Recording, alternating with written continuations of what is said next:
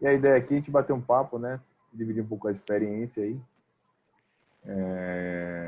com esse tema que aflige, né? Vem mostrando para a gente aí que se não tiver uma atenção, realmente acaba acometendo aí nossos trabalhadores, tá? Então, a ideia é aprender com vocês também, compartilhar, gerar uma discussão positiva. Bom, eu vou pedir só duas coisinhas para vocês. A primeira é deixar no mudo. A segunda é quem puder compartilhar a imagem também com a gente, aí ligar a câmera, porque eu não vou pedir para vocês se apresentarem, senão a gente vai tomar muito tempo, mas durante o treinamento vocês vão participar se comunicando aqui com a gente, então seria legal se o vídeo aí tivesse ligado, tá bom? Mas vamos lá, né? Vamos falar desse tema que quando a gente fala de transtorno psicológico, de estresse no trabalho, é um tema que não é fácil, né? É um tema delicado, então a gente tem que saber como isso é abordado, né? Sempre de uma maneira humana e sempre técnica. Por isso que eu estou aqui hoje, vou falar da parte mais humana, vou falar um pouco da questão psico, e o Gessé, ele vai trazer um pouco da legislação, do que a norma traz para a gente em relação à qualidade de vida no trabalho, no ambiente de trabalho.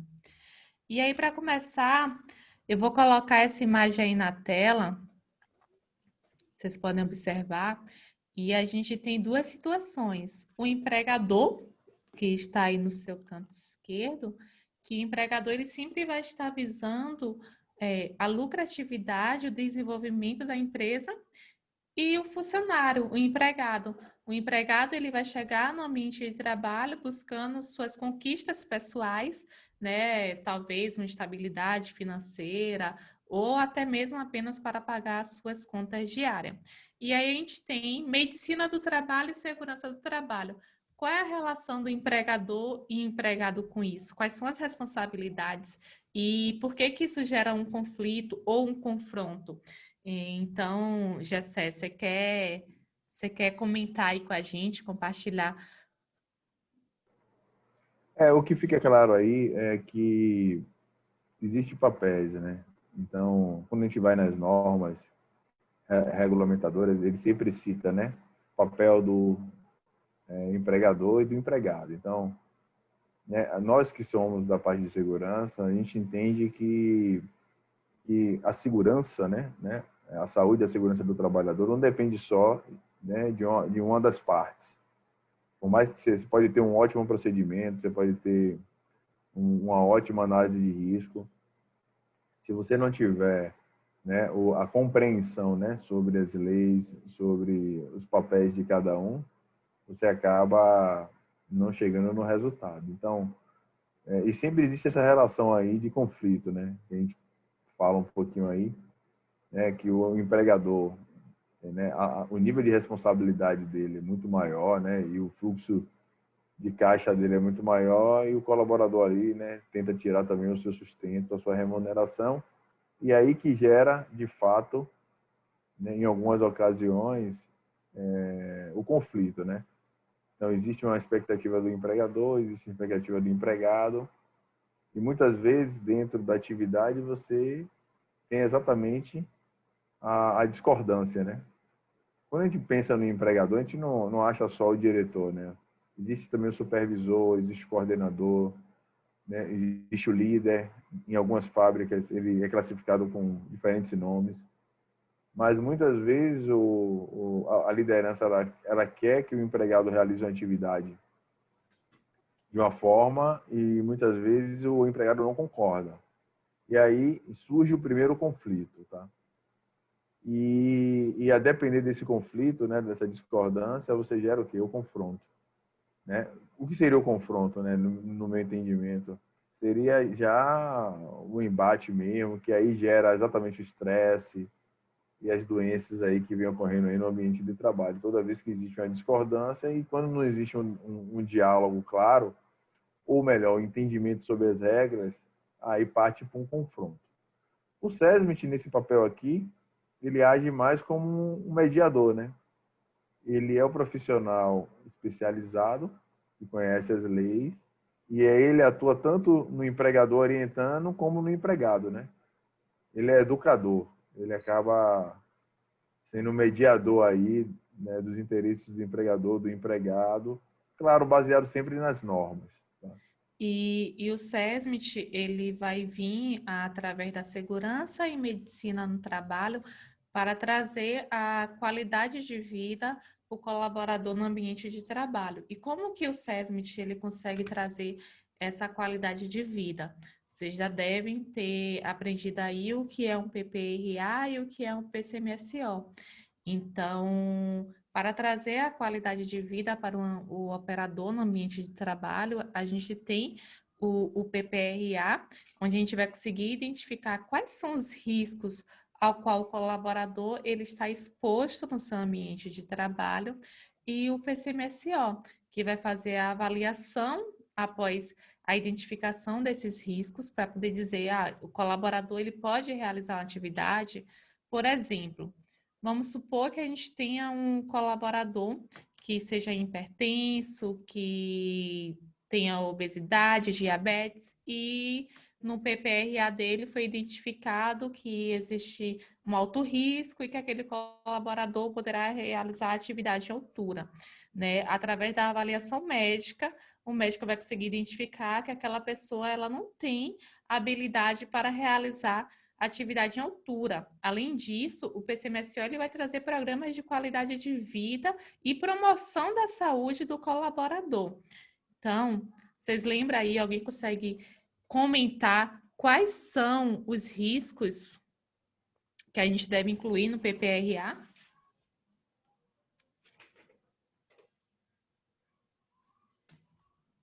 Algum aluno aí consegue comentar? Qual foi a pergunta que picotou aqui para mim? Não saiu o Cortou? áudio. Bom, a gente falou sobre um pouco, né, do PPRA, o PCMSO, a função do SESMIT, e aí eu falo na identificação dos riscos, né, no PPRA. Quais são os riscos que devem ser analisados? Tipo, riscos físicos, riscos ergonômicos. Pode falar, fique à vontade, pode falar. Os riscos analisados no PPRA? Químicos, Sim, riscos físico, biológicos. biológico. O que mais? Peraí, tá faltando um. Químicos também? Químicos, falei. Químicos, físicos, biológicos, ergonômicos Vou ajudar vocês aí. Eu não sei se é da minha internet, mas o áudio aqui para mim está sendo cortado. Riscos físicos, biológicos, Ah, tem mais um? São ergonômicos todos e... físicos, químicos, biológicos, ergonômicos. Com relação ao áudio aí, normalmente é a estabilidade da sua internet. Para mim aqui tá bom, não sei para os demais. Químicos, biológicos, ergonômicos e riscos...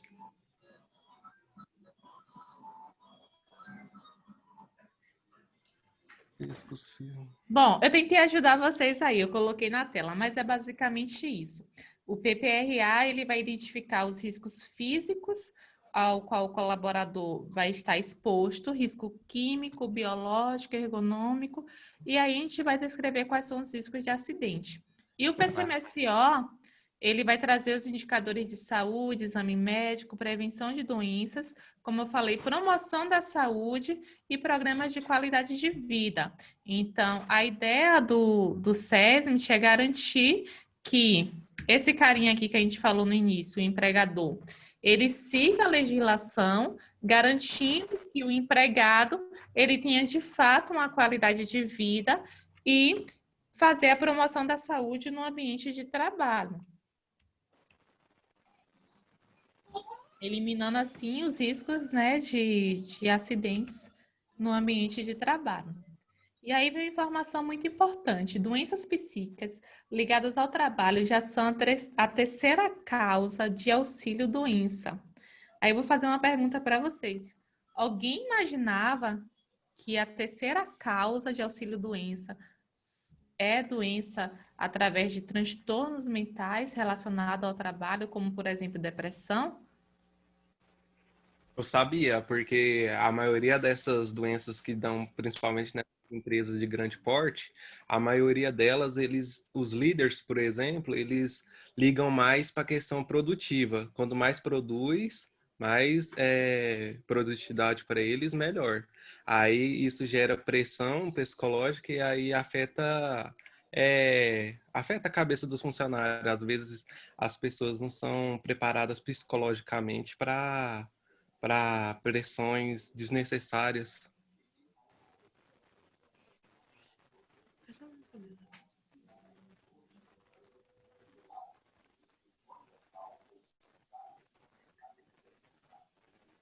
Só complementando aí o que o colega falou,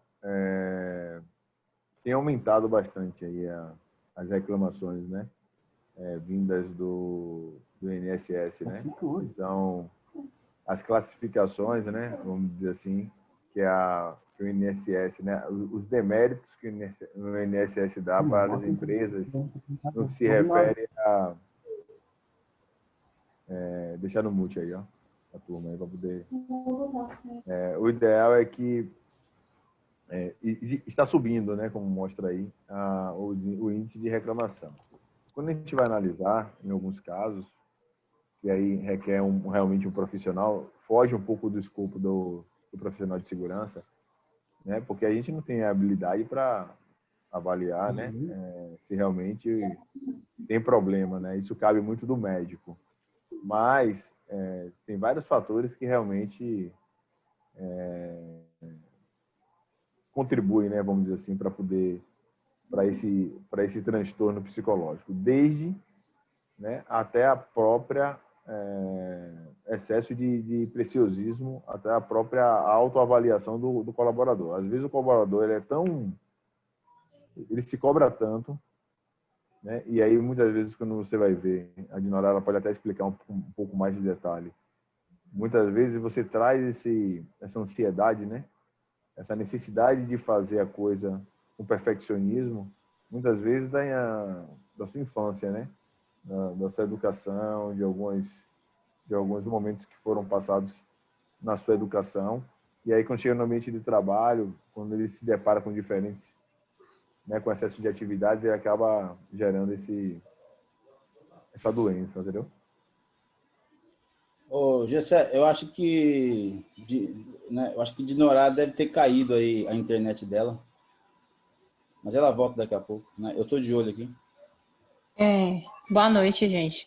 Eu achava, vírgula, eu tinha um pensamento de que essas doenças, tipo a depressão, só afetasse mais a classe do pessoal de telemarketing, porque eu conheço muita gente do telemarketing e eles sempre falam que a minha amiga de tal mesa estava com depressão e foi afastada, isso e aquilo outro.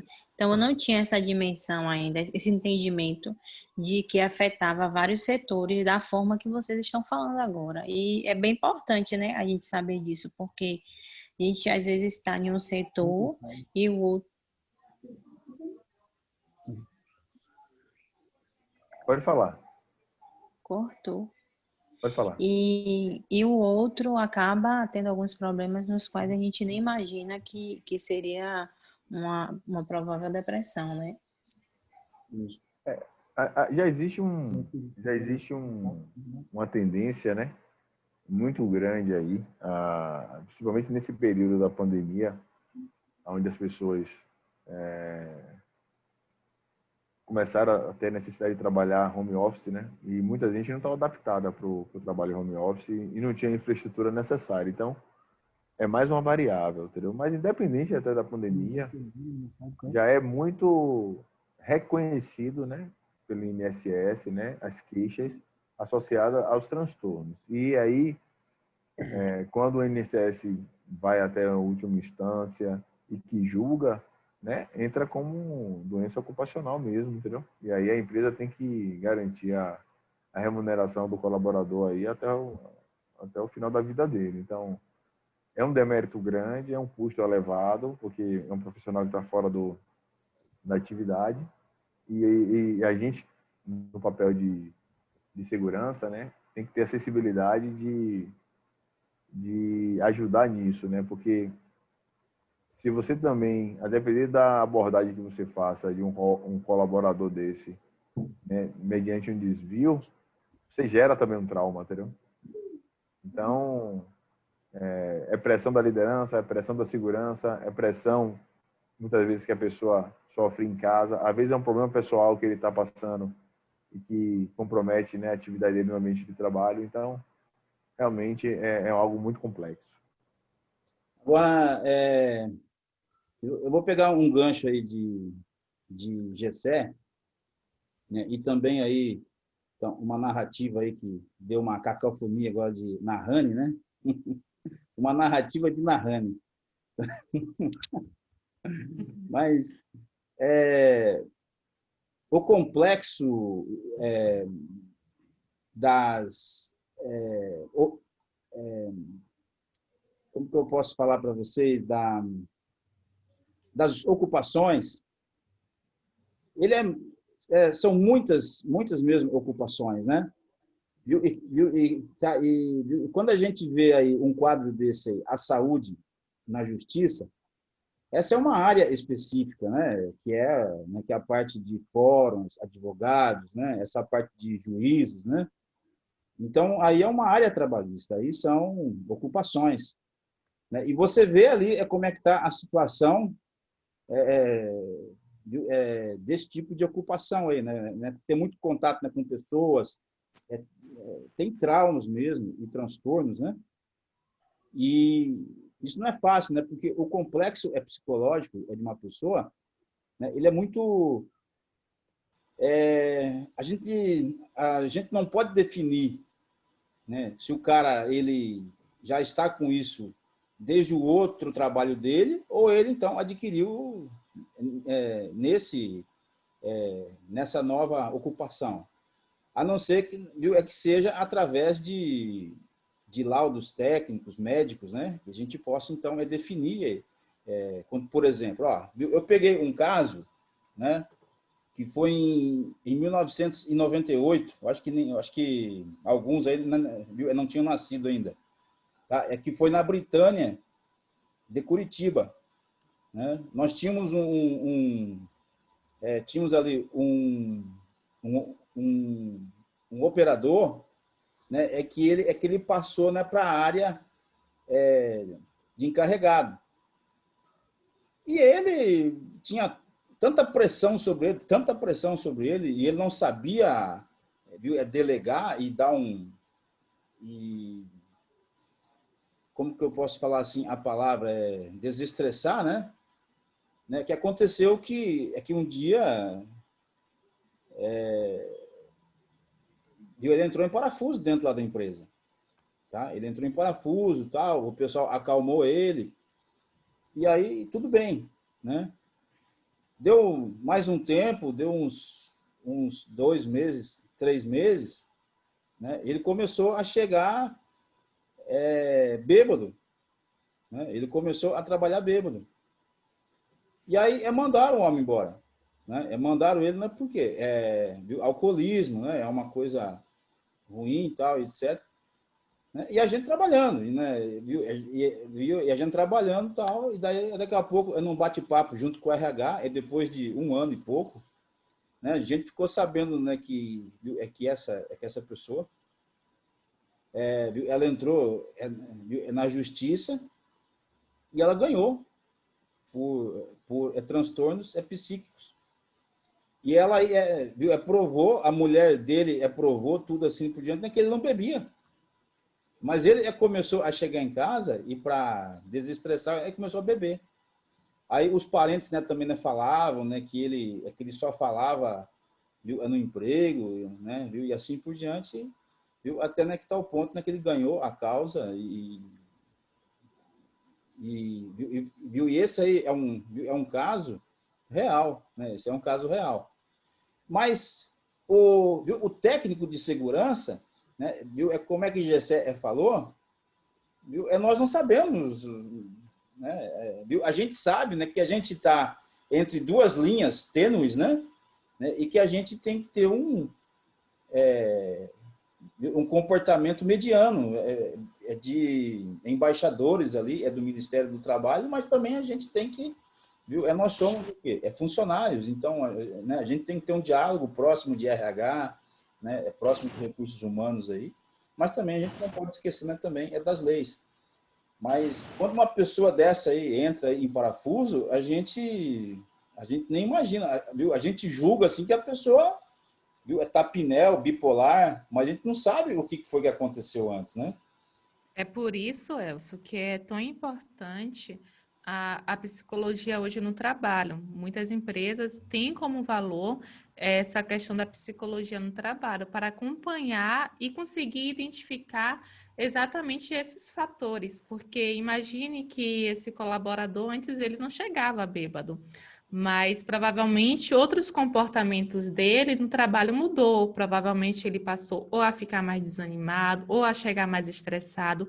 Então, houve uma mudança comportamental que, de fato, a segurança do trabalho pode não ter identificado e nem a administração da empresa, mas ele conseguiu comprovar que o que gerou o estresse foi o trabalho. Hoje, o que a gente mais tem são pessoas que ficam 15 dias afastadas do trabalho e o motivo é, de fato, transtornos psicológicos por conta do trabalho, talvez por conta da pressão. E na pandemia, isso aumentou bastante. Mas tem uma coisa, Dinora, viu? Desculpe cortar, né? Porque, viu, eu não me aguento aqui, tá?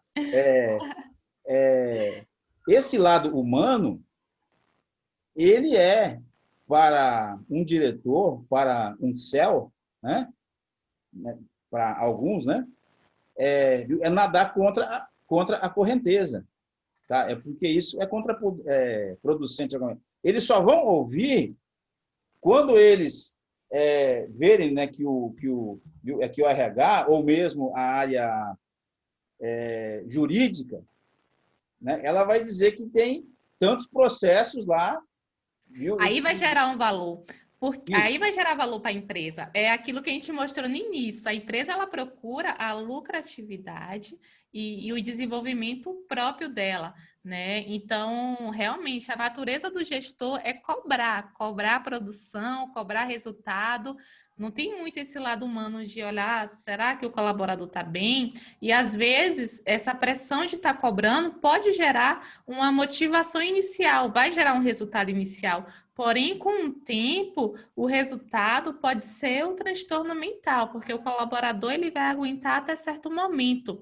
Mas aí esses fatores, eles vão juntando com outros e aí vai acumulando até chegar num resultado que pode ser esse que você contou aí no exemplo. O cara não estava estressado, o bebê chegou até mesmo aí bêbado para o trabalho. E como não tinha esse olhar da psicologia do trabalho, provavelmente nessa empresa, isso não foi identificado. Uma realidade que a gente tem em muitas empresas hoje. São poucas empresas que conseguem ter uma atenção especial em relação a isso. E eu vou falar uma coisa, né, para vocês, para dar risada até, né? Hoje, graças a Deus, viu, eu estou convertido em Jesus, tal, né? Graças a Deus, né? Mas viu, eu tenho hoje, né, também um diretor, Sérgio, né? Muito bom, né? Mas eu tinha uma época, né, que eu tinha uma pedagoga, rapaz, ela era tão doida, tão maluca, né? Que ela me deixava tão maluca, né, que eu chegava em casa, eu já ia direto pro litro de uísque. Era uísque todo dia, viu? Era uma garrafa por semana. Entendeu? Mas essa é a realidade de muitas pessoas. Tem gente que só quer chegar em casa e tomar alguma coisa para relaxar, porque o estresse no trabalho é muito grande. E como eu falei, no início isso pode até ser bom, porque vai gerar um resultado. E os gestores, eles costumam, de fato, né, cobrar muito, mas com o tempo a pessoa vai ficar desanimada, vai gerar um relacionamento interpessoal muito ruim, porque ele vai gerar aquela apatia, não vai mais se sentir confortável, e o resultado vai ser, sim, um possível transtorno psicológico, sim. Mas tem muitas coisas, viu, também, né, que nós técnicos, viu, de segurança do trabalho, que a gente está muito íntimo, viu, junto com o RH, que a gente tem que prestar atenção. Tem muitos encarregados, né, para algumas áreas, que eles cobram muito mesmo, E eles chegam a ser de tanta pressão, né, que é isso, né, que a Rani falou, né, viu? É dos telemarketing, né, que eles têm que dar resultado, dar resultado. Pô, os caras entram em pinel, viu? Teve uma empresa, acho que foi aí, algumas, viu? Algum dos alunos aí, alguma das alunas aí, né, que falou, viu? É que entrou em, viu? Em concordata de, viu? De tantos processos trabalhistas. Viu? Eu não sei, né, se foi Jaqueline, eu não sei se foi, foi alguém aí nosso aí, né, que falou sobre isso. Viu? Eu. Muita pressão. E aí entra eu tenho uma dúvida. danos morais, etc. Né? Oi? Eu posso falar? Posso fazer uma pergunta? Pode. Então, como o técnico de segurança do trabalho ele pode identificar esses sintomas, ou porque, pelo que eu estou entendendo, a gente só vê quando a pessoa mesmo explode, né? Quando ela já entra em parafuso, quando ela... E vamos, como é que eu vou dizer? É função do técnico de segurança do trabalho, aí, no caso, meio que fazer uma investigação fora da área do trabalho, fora do ambiente do trabalho, ou... Bom, como que isso pode ser identificado no ambiente de trabalho, né? A gente sabe que no ambiente de trabalho nós estamos sempre buscando eliminar condições inseguras e comportamentos, né, atos inseguros também. E aí, a segurança do trabalho, ela tem o papel de fazer uma análise comportamental e desenvolvimento da cultura de segurança.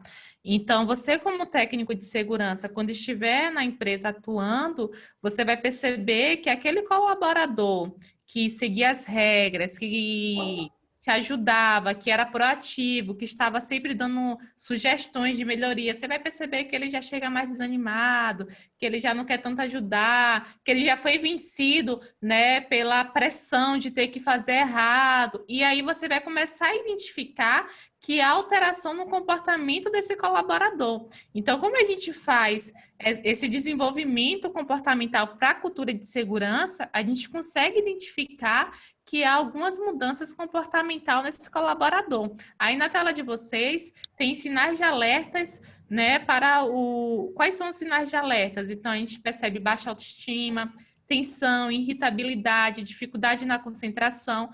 Na prática, vocês vão perceber que no início o cara chega empolgado, ele chega todo animado para trabalhar, e aí ele começa assim na empresa, mas aí começa a pressão, começa a questão do estresse, ele começa a fazer várias horas extras, e você vai perceber que aquele cara que chegou todo engajado em trabalhar em prol da segurança e está ali dando suporte, ele já não vai estar tão motivado.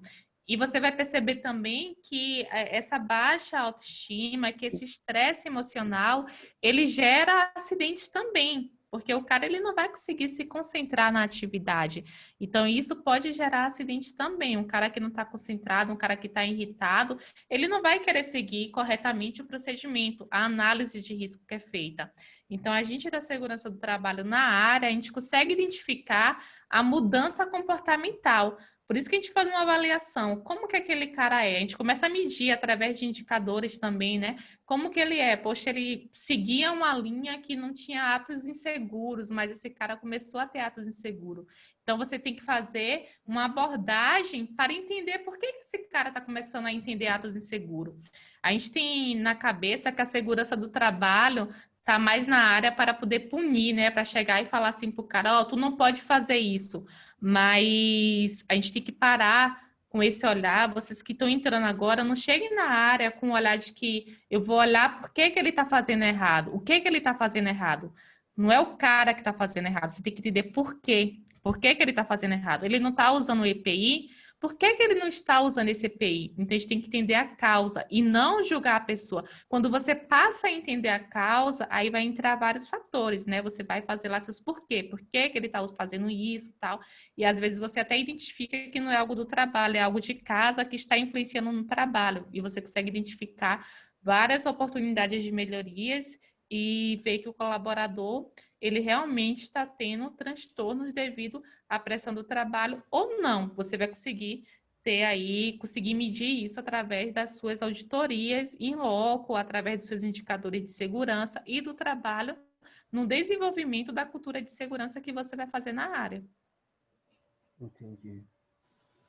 Mas ainda tô...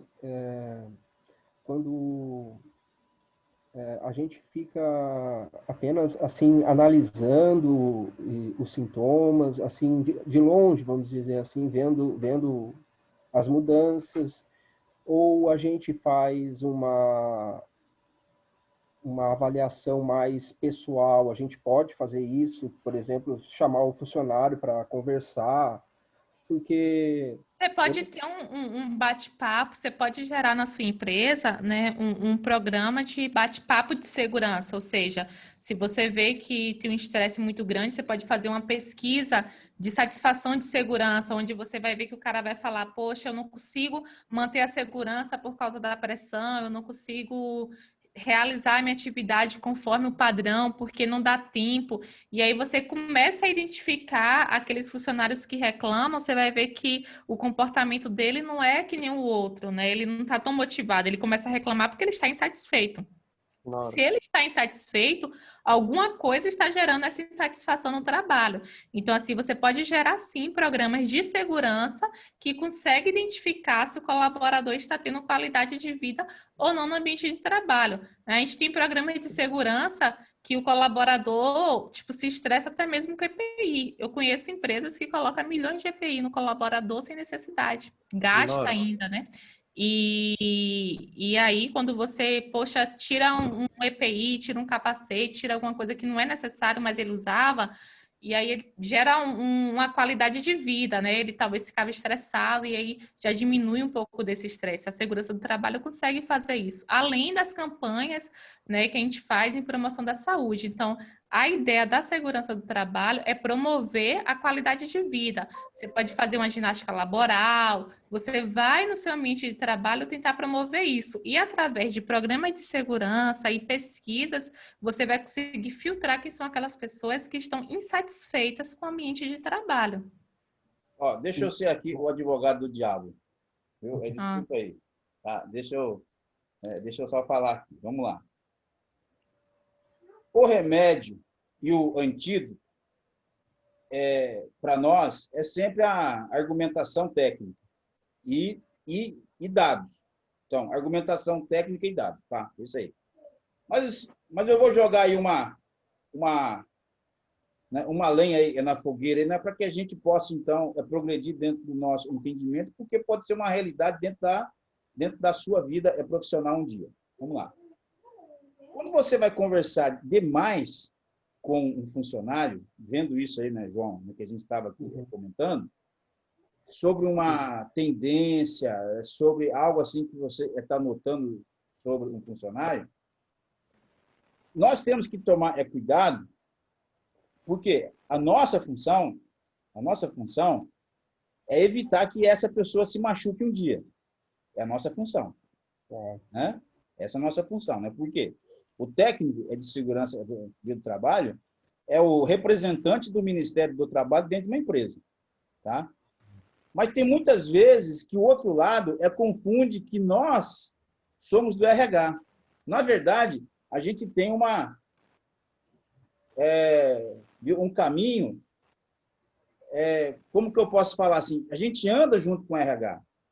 Né? Tanto que o RH, que muitas das vezes faz essa gestão das eleições da CIPA, né? Junto com os técnicos de segurança, né? E nós também, né, temos muita formação de opinião, mas nós temos regras e leis, né, do comportamento seguro, que a pessoa ela foi treinada, ela foi educada e ela foi responsabilizada para que ela escolher um comportamento seguro. Né? Então, ela escolhe um comportamento seguro. Tá? Mas ela vai ser treinada. Se ela não foi treinada, ela não tem como, viu, escolher uma coisa ou outra. Então, fica simples, então, a nossa função. Então, esse fato de nós conversarmos demais junto com uma pessoa, tá? A gente tem que passar a bola para o RH, porque o que você acha de Norá? Viu? É você que é Sim. Desculpa, Assim, como eu falei, viu, dessa bola de fogo aí que eu te passei. a gente faz a parte técnica e a gente tem um papel também de promover a saúde no ambiente de trabalho, de melhorar a qualidade de vida do colaborador. Isso a segurança pode fazer. E a gente consegue identificar se o colaborador ele está bem psicologicamente ou não dentro dos nossos indicadores de evolução do colaborador dentro da empresa.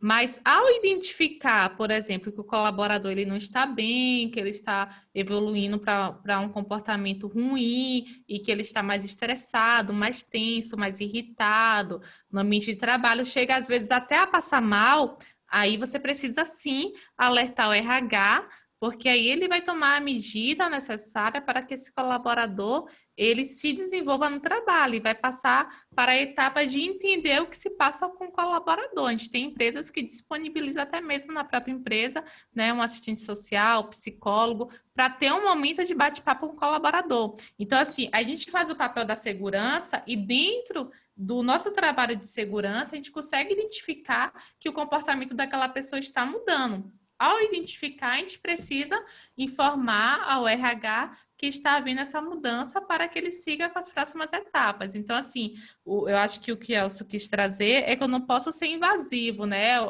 O time de segurança não está lá para fazer o papel do RH nem da psicologia, de chegar para o cara e falar, olha, preciso falar com você, você não está bem, está com a estima baixa. Gente, não faça isso porque, assim, você não sabe como que a pessoa vai receber isso. Então, técnico de segurança... Porque uma pessoa, acho que se a gente chegasse uma pessoa, a vida íntima dela, ela não vai dizer que ela Exatamente. Então, você tem que ter muito cuidado para não ser invasivo. Tem coisas que o RH que deve fazer, são conversas que o RH deve ter. Então, você consegue identificar a mudança no comportamento, mas essa conversa, a tratativa, quando a gente identifica, é do RH, não é da segurança. Então, aqui, nessa palestra, eu não vou ensinar vocês como conversar com o operador que está tendo um transtorno. Quem vai fazer isso é o RH. Mas a ideia é a gente trazer que a segurança, ela deve promover a saúde.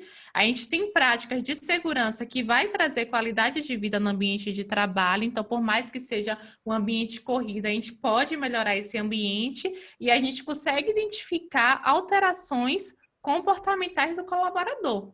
Esses pontos a gente consegue fazer. Tem empresas muito grandes.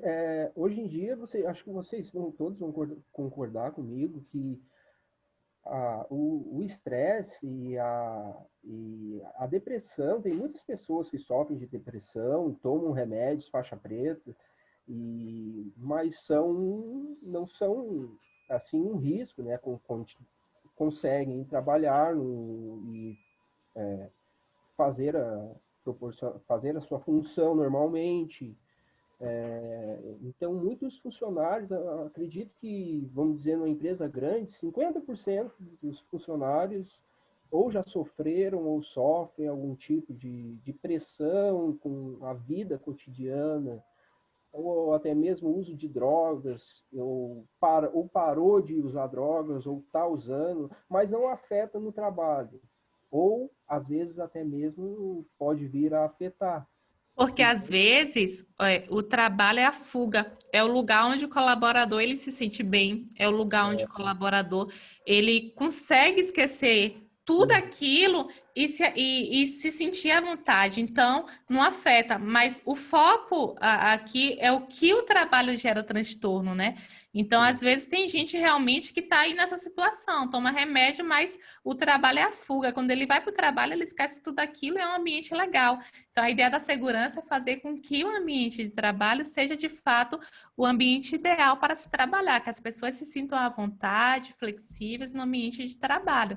Então, tem pessoas que, de fato, tomam remédio, faz terapia, passa por um processo, mas quando chega no ambiente de trabalho que é ideal para ela, porque cada um tem a sua percepção de local ideal, quando ela chega no ambiente de trabalho ideal, ela consegue trabalhar, porque ali é a fuga dela.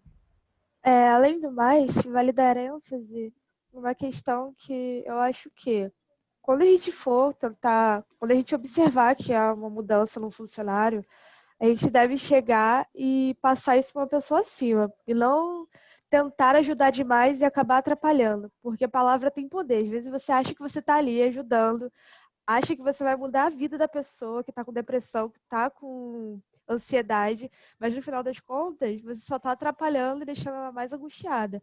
Então, às vezes, a gente não tem que dar uma de psicólogo, a gente tem que passar Verdade. isso para cima.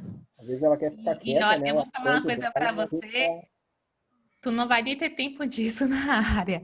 Então, assim, que vai ter tanta gente na área e tantas situações diferentes que não vai dar tempo disso.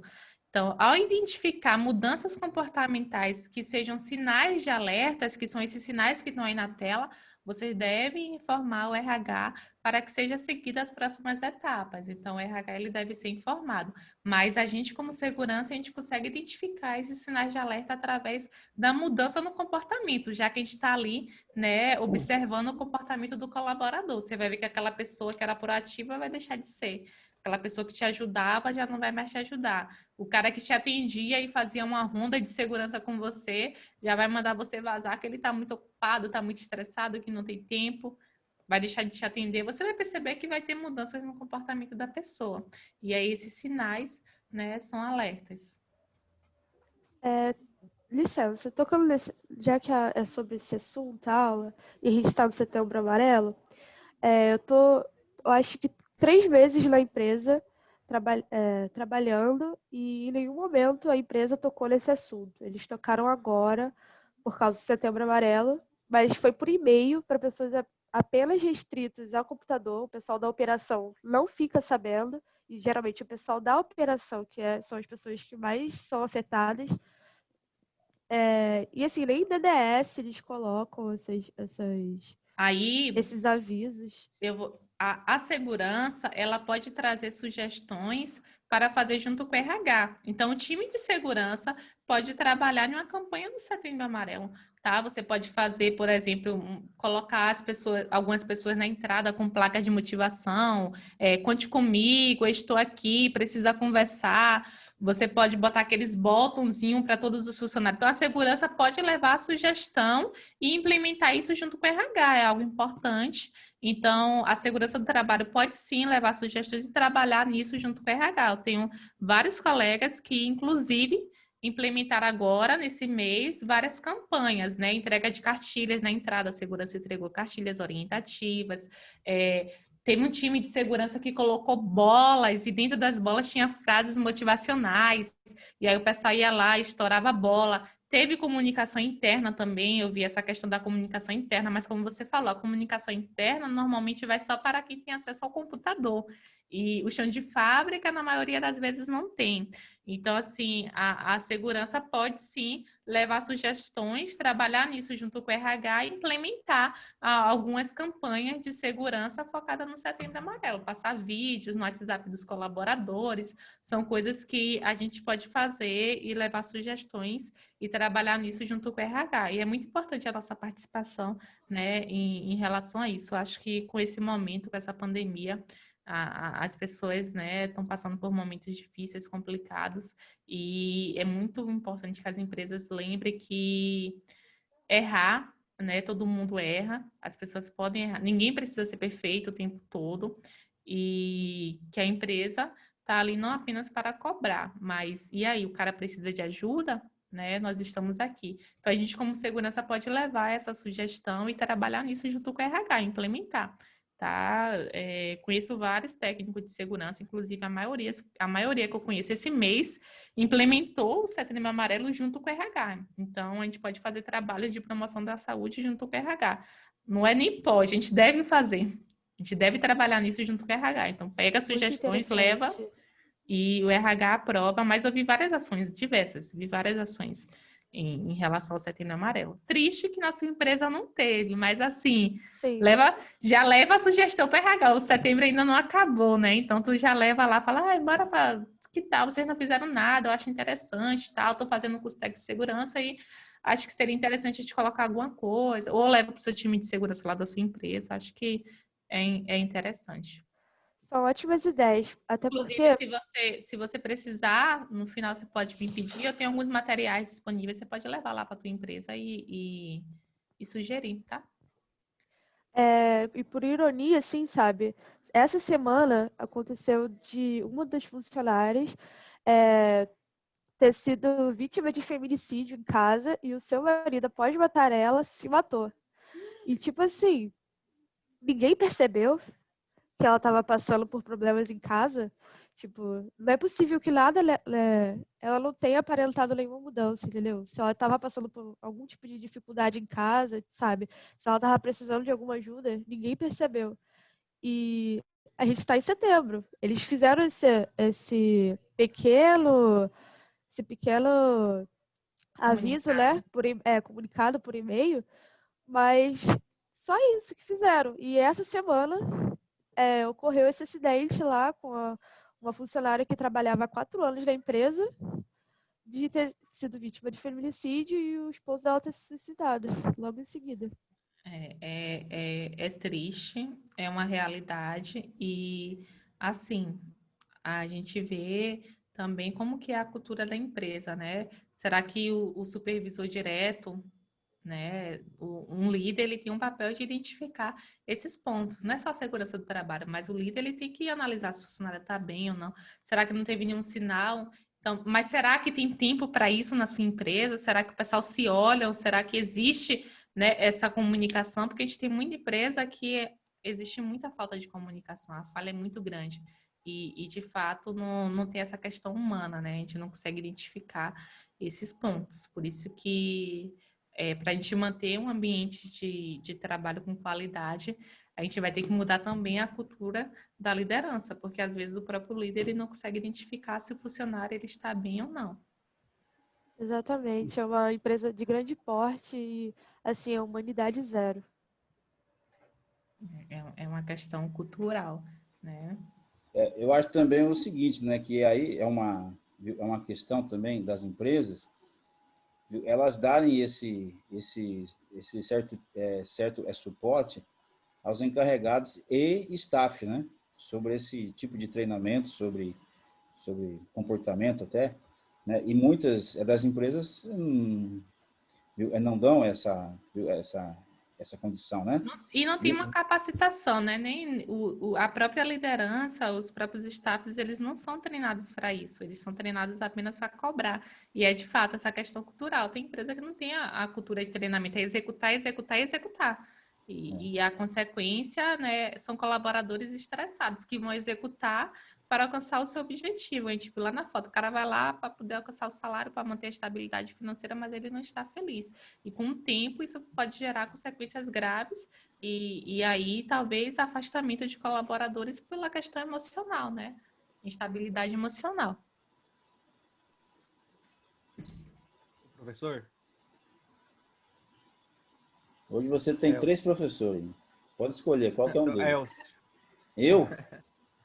Logo eu? Tipo assim, na minha ex-empresa, né, na que eu estava, lá tem um quadro do SESMIT. Sempre eles colocam recados lá, sabe? Tipo, de motivação. Às vezes, como tem essas pressões necessárias, né? Eles colocam, tipo, com erro. Tipo, eu tô até lembrando uma frase aqui que eles colocaram. Com erro, não busque criticar, ajude.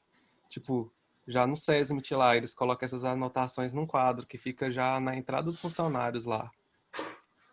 Giovanni, isso é muito bom. E isso tem que partir de fato da segurança, né? Porque Sabe por que aconteceu isso? a segurança é quem mais cobra, é quem mais aperta, é quem mais chega lá para apontar, né? As pessoas às vezes veem a segurança do trabalho como quem está lá para apontar. E a gente tem que entender que a gente não está para apontar, a gente está para melhorar a qualidade de vida, evitar que tenha acidentes, né? E promover lá a saúde do colaborador no ambiente de trabalho. Igual, Então, eu mesmo só aprovo. essa ideia de que a segurança está na área só para poder pegar desvio, isso é muito antigo, isso não existe mais. A segurança não está lá para. A gente está para treinar a liderança a identificar não conformidade, sim. A gente está para treinar a operação a identificar e desenvolver o time, né? A segurança faz muito papel de gestão e desenvolvimento, de comportamento e de cultura. E uma das partes que a gente faz é exatamente essa questão de motivar, né? Às vezes tem empresa que o pessoal, quando vê a segurança, fica com medo, gente. Então, isso é muito desconfortável, né? A gente tem que ter um bom relacionamento com a área. Como é que a gente consegue desenvolver uma área onde o colaborador tem medo da segurança do trabalho? Nunca vai ter um relacionamento. Então, a gente tem que ter um bom relacionamento com a área, a gente tem que ter um bom relacionamento com a liderança, a gente tem que ter um bom relacionamento com os staffs, tem que ter um bom relacionamento com a gerência, com o RH. A gente tem que ser amigo de todo mundo. A gente sabe que é meio impossível, mas para a gente conseguir desenvolver a empresa, a gente tem que fazer isso. E uma das coisas importantes é exatamente essa motivação, né? Tipo, a pessoa tem que saber que se ela não se sentir confortável, ela vai poder contar com a segurança, né? Que se ela não sabe tudo, ela vai poder contar com a segurança. Que a gente não vai chegar lá apenas para apontar e dizer que está errado, mas para ajudar. E que ninguém é perfeito. Então, em algum momento, aquela pessoa ela vai precisar de ajuda, né? E o que eu vejo muito são pessoas com medo da segurança, e isso é muito ruim, que quando vocês forem para a área, vocês não sejam técnicos de segurança que trabalhem para botar medo nas pessoas, mas que façam laços de confiança, que as pessoas consigam, né, procurar vocês para se desenvolver no ambiente de trabalho.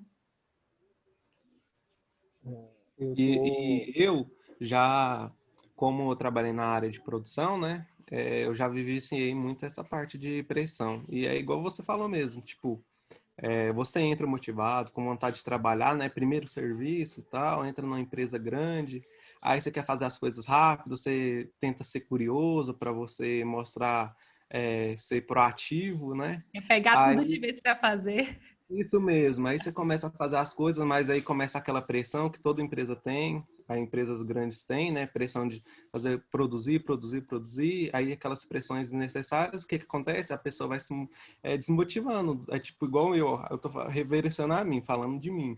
Começa a dar, tipo, desanimar, você não querer fazer as coisas mais rápido, dá vontade, tipo, às vezes dá vontade até de faltar, igual eu mesmo. Muitas das vezes eu faltei, por quê? Porque eu desanimei, porque porque eu desanimei, de verdade mesmo, desanimei e parei mesmo de ir. Falei, não, meu Deus do céu, como que eu vou aguentar uma pressão dessa desnecessária por causa de, tipo, às vezes os líderes, como eles são, às vezes eles são funcionários, como a gente, são promovidos, né? Funcionários que estão lá, tipo, 1 ano, aí passa por uma... Na maioria das vezes, sim.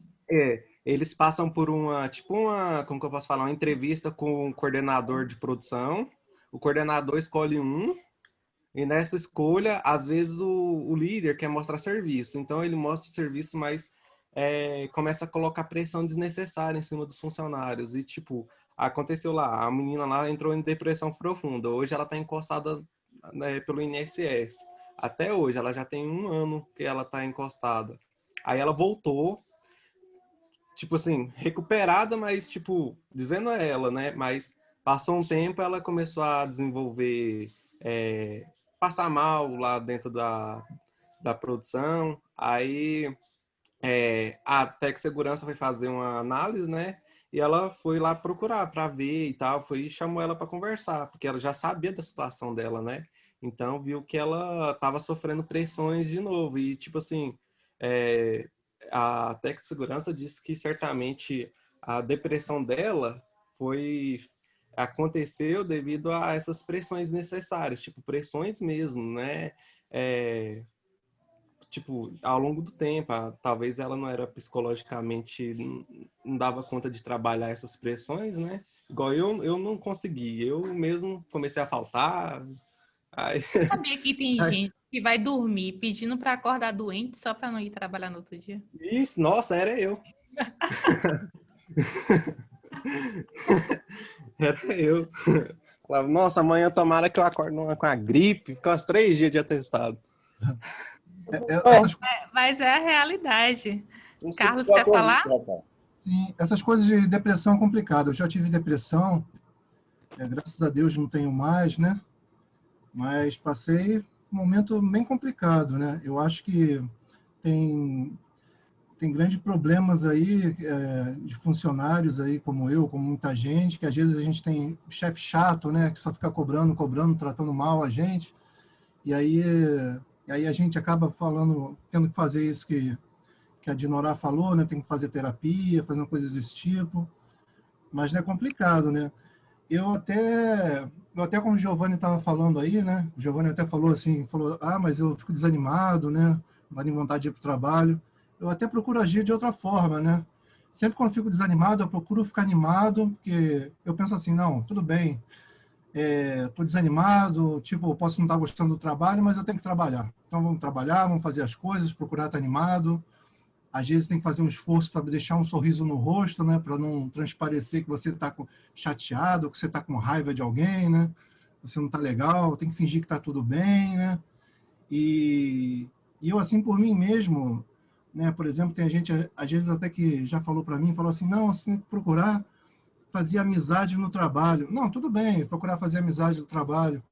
Eu acho legal e tal, mas, por exemplo, acho que ambiente de trabalho é complicado, assim, você ter amizade mesmo. Eu, por exemplo, eu no meu trabalho não procuro ter muitas amizades, assim. Quer dizer, eu me dou bem com todo mundo, tipo, sou amigo de todo mundo, mas amigos mesmo de verdade, eu acho que eu sou um ou outro, né?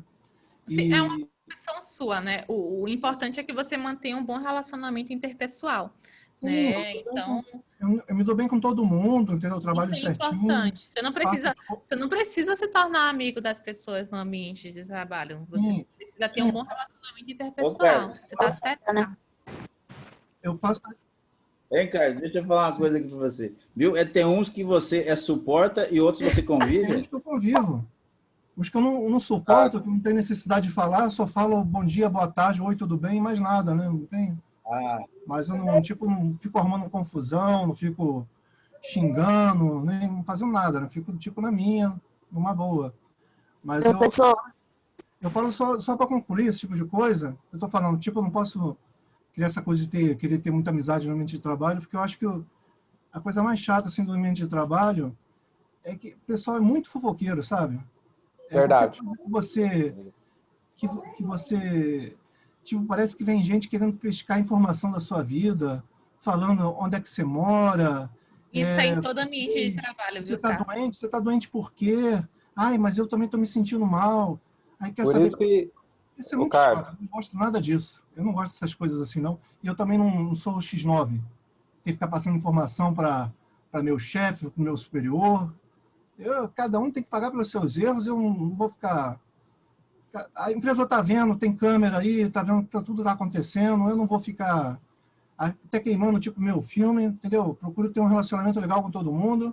Se tem problema com alguém, os meus chefes, eles que vão resolver o problema aí. Eu não tenho nada com isso, não. Não sou chefe. Se eu fosse chefe um dia, aí eu posso fazer isso. E outra coisa, falando só para concluir, que o Giovanni estava até falando, ô Giovanni, eu acho que a pior coisa que tem, Giovanni, é você, tipo, você se esforçar para ser um bom funcionário, você ser um bom funcionário, fazer tudo certinho, e você não conseguir crescer na empresa. Isso acho que desanima mais a gente.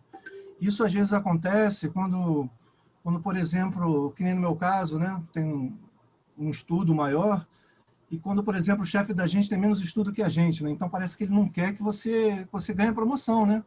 Porque ele fica pensando no futuro. Pô, meu chefe é uma ameaça, né? Aí ele não quer que, tipo, que um dia eu possa virar gerente para ser chefe dele, que ele é coordenador. Então, uma pessoa dessa não é líder, tá? Não tem perfil de liderança, não. Porque um líder, ele quer desenvolver... Esse chefe, ele não tem... Ele é um chefe, existe vários, Carlos. É chefe, mas não tem perfil para chefe. Verdade. É por isso que a consequência são pessoas que ficam desanimadas no trabalho, por causa desse cara aí que tu tá falando. Já aconteceu isso muito. Um exemplo aqui, como é que eu vejo as coisas, né? Então, acho que, independente de tudo, a gente tem que fazer o bom trabalho, o bom serviço da gente, como técnico de segurança, fazer o que a gente tem que fazer e procurar sempre também dar um bom resultado para a empresa, né? Fazer as coisas que a empresa quer que a gente faça, né? Então é isso, eu penso assim, pelo menos, né?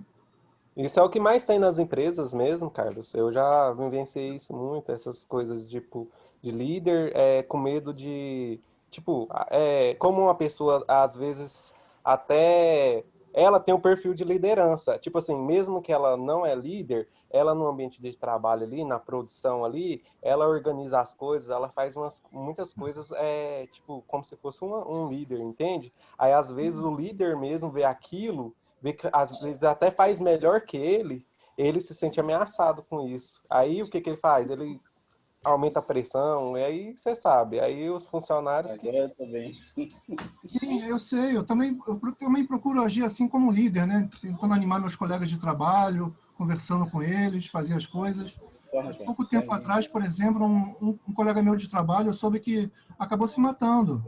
Quer dizer, o cara tinha problemas em casa e talvez tivesse algum problema no trabalho.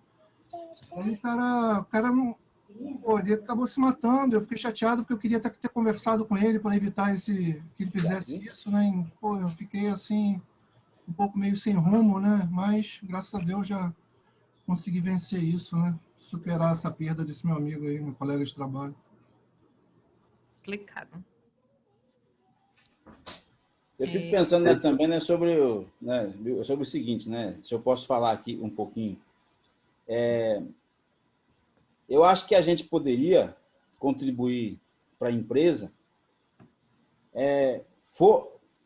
fomentando uma opinião no ouvido do gestor de RH sobre algumas ações preventivas que ele poderia fazer, como cursos de liderança, né? Cursos sobre leis de direitos do trabalho para encarregados, né? Isso seria uma boa, tá? Até mesmo pequenas campanhas, né? Porque às vezes a empresa não consegue separar o time para fazer cursos porque demanda muito tempo e a produção é prioridade. E aí até mesmo campanhas, como a colega falou, Setembro Amarelo não fez nada. A segurança, ela tem que estar sugerindo, sim, campanhas que possam promover aí a saúde psicológica do colaborador no ambiente de trabalho e pequenos treinamentos ou pequenos bate-papos para poder preparar a supervisão, a liderança, os staffs da área aí. Então, né, seria bom assim, né? Porque vocês vão ter o contato tanto com a área operacional como a área de staff. E um gerente, né, para você propor sobre essas prevenções, né? É porque você é prevencionista. Então, você tem que ter argumentação e devem ser técnicas, viu? Até dados estatísticos, etc. Então, né, vai ser bom assim, né? Porque você vai saber progredir, né? Porque, viu, aonde é que falta o diálogo, existe guerra, né? E a gente não quer guerra nenhuma, a gente quer diálogo, né? Viu? Apesar que existe certas... né? Viu? Existe guerra e diálogo mesmo, né? Mas, viu, geralmente é isso que acontece, tá? Pessoal, hoje a gente vai até 21h30 e na próxima sexta-feira nós vamos voltar, né, com esse assunto e com o Dinorá, né, também. Dinorá, você vai estar por aí sexta-feira que vem? É dia 25. Tá bom. Eu acho que a gente falou aqui... Se o Gessé também não puder estar, vai ser maravilhoso. Tá, deixa eu só dar um complemento aí desse tema aí. Parabéns aí a quem contribuiu, quem está participando. Eu vi uma menina, uma aluna, ela ia falar e acho que não conseguia, mas pensem que a pressão e o assédio, ele não é só de forma vertical, tá, gente? Às vezes, no seu próprio nível, de forma horizontal, né? Seu colega de trabalho, às vezes, gera o estresse e gera a pressão também no ambiente, tá? E aí o colega falou, né, qual é o papel da segurança. A segurança, ela tem que ter essa sensibilidade de identificar de onde está vindo. Não pense só que a pressão é do chefe, tá? Acho que a mensagem é essa. Às vezes o colega, com certas brincadeiras, com muita intimidade que o colega falou aí, né? Tem pessoas que muitas vezes ultrapassam, né, a intimidade, né? Entram muitas vezes na rotina do colega e aí depois geram uma discussão, aí lance de empréstimo de dinheiro, então questão de bebida, questão de mulheres, garotas, né, relacionamento, então misturam as coisas e aí o estresse ele gera muitas vezes com seu colega do mesmo nível, então não entendam só de forma vertical, tá? Acho que a mensagem é essa. Excelente. Aí. Eu acho, Elcio, que a gente puxou um pouquinho também aqui no nosso bate-papo, um pouco para a inteligência emocional no trabalho e para o relacionamento interpessoal. Então, depois você dá uma pensada aí, acho que seria bom falar sobre isso também, Ótimo. tá? Ó, eu já vi cada coisa já dentro da empresa, rapaz, que eu fico pensando assim, como é que pode ter chego nesse ponto, né? Eu já vi gente brigando na fila do restaurante, uma coisa boba, besta, né? Eu já vi gente já sendo barrado na portaria, né, com revólver, com faca, né, só para matar outro, né, que tinha falado, né, que ele era corno, né? Viu isso aí, né, que Gessé, né, falou, né? E isso aí também é assunto, né, de muitos DDS, né, sérios até, né, sobre brincadeiras, né? Tem gente que gosta de extrapolar, né? Mas eu gostei particularmente do assunto, né? A gente, né, separou bem o que é o lado humano e o lado técnico, tá? É para que vocês possam saber. A gente sabe, né, que um dia vocês, né, vão estar nessa linha, né? Nessa linha de separação aí, nessa fronteira.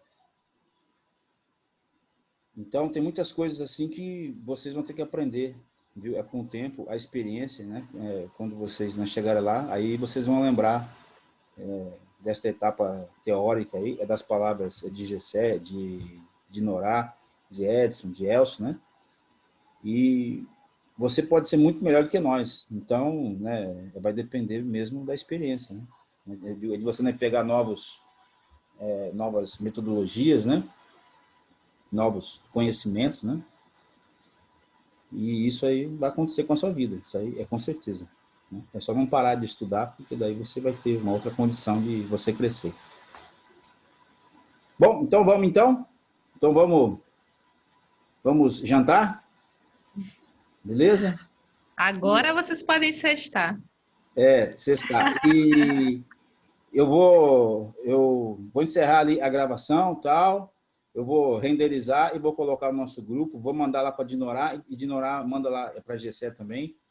E a próxima sexta-feira, dia 25 de setembro de 2020, a gente volta com essa parte número 2 e eu vou atentar mesmo, né, porque tem aí, viu, já programado uma videoconferência sobre inteligência emocional que está voltado para a área de liderança, tá? Mas pode ficar tranquilo aí.